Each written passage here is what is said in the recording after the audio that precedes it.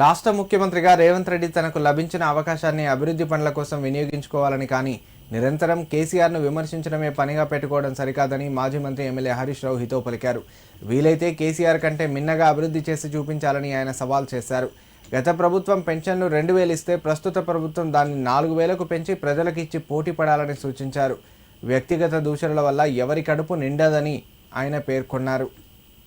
సిద్దిపేట జిల్లా దుబ్బాక మున్సిపాలిటీలో జరిగిన ఎన్నికల ప్రచార సభలో మాజీ మంత్రి హరీష్ రావు పాల్గొని ప్రసంగించారు.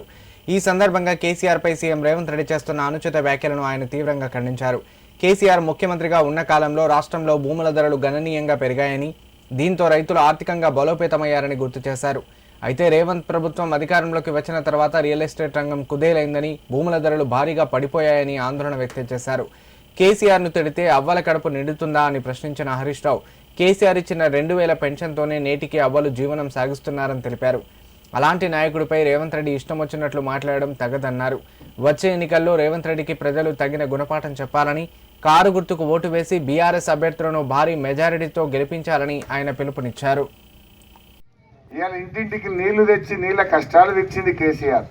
కాళేశ్వరం కట్టి సాగు నీళ్లు తెస్తే భూగర్భ జలాలు పెరిగి ఇవాళ బంగారముల 2 పంటలు పండుతున్నాయంటే అది కేసీఆర్ పెట్టిన భూవనా కాదా? కేసీఆర్ తెచ్చిన నీళ్ళా కాదా? గదే కేసీఆర్ ఇచ్చిన కళ్యాణ లక్ష్మి ఆడవిళ్ళ పెళ్లికి వచ్చిందే వస్తుంది కదా. కాంగ్రెస్ వచ్చినాక ఏమైనా విరిగిందా? నువ్వు దుబ్బల పలికెళ్ళి దుబ్బాకపోతే ముందు 10 ఇప్పుడు 20 అయింది. డబుల్ టికెట్ కొడుతుండు అంతే. వీళ్ళు ఏం పాడైంది? భార్యకు ఫ్రీ అంటివి, మొగుడికి డబుల్ టికెట్ కొడుతుంది. కేసీఆర్ ఉన్నప్పుడు ఎప్పుడైనా దుబ్బలపల్లిలో ఎరువు బస్తాల కోసం ఇబ్బంది పడ్డాం. 10 ఏళ్ళ టైం మీద ఎరువులు తెచ్చిండు, ఎరువులకు ఇబ్బంది లేకుండా మీకు అందించింది. ఇప్పుడు ఒక్క విషయం, మాటలు చాలా మంది మాట్లాడవచ్చు, ఎవడైనా మస్తు మాట్లాడతాడు. కానీ మనకి ఇంత అన్నం పెట్టింది ఎవరు? కష్టం వచ్చినప్పుడు నిలబడ్డోడు ఎవడు? కుక్కర్ తింటున్నామంటే ఎవరి వల్ల అనేది మర్చిపోవద్దు. నియత కావాలి మనుషులకు. ఇలా కాంగ్రెస్ పార్టీ మొన్న ఎలక్షన్ల ముందు 6 గ్యారంటీలు అని బాండ్ పేపర్లు వంచిండ్రు. ఊళ్ళో పొన్న గెలిచిండ్రు, గద్దెనెక్కిండ్రు. సరే, సంతోషం. మరి 6 గ్యారంటీలు 100 రోజుల్లో అమలు చేస్తామన్నారు. అమలు అయినా ఏదన్నా? ఇంత తొవ్వ చూపించింది ఎవరు? రేవంత్ రెడ్డి ఏం చేసిండు? సున్నం పెట్టిండు. సున్నం పెట్టినట్టు కోటేద్దామా? మోసం చేసినట్టు కోటేద్దామా? దయచేసి ఆలోచించండి. బీడీలు చేసి అక్క చెల్లెళ్ళు ఇవాళ రోజు కేసీఆర్నే యాడ్ చేసుకో. ఎవడని ఇచ్చిందా చెల్లె? అదే మన గవర్నమెంట్ వచ్చుంటే, కేసీఆర్ వచ్చుంటే ఇవాళ మీ అందరికి 4000 ఇప్పటికే 4000 బరాబర్ చేస్తుండే కేసీఆర్. కానీ రేవంత్ రెడ్డి మనకు మోసం చేసిండు.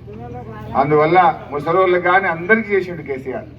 సో మీరు దయచేసి మీ ఓటు కారుకు వేయండి.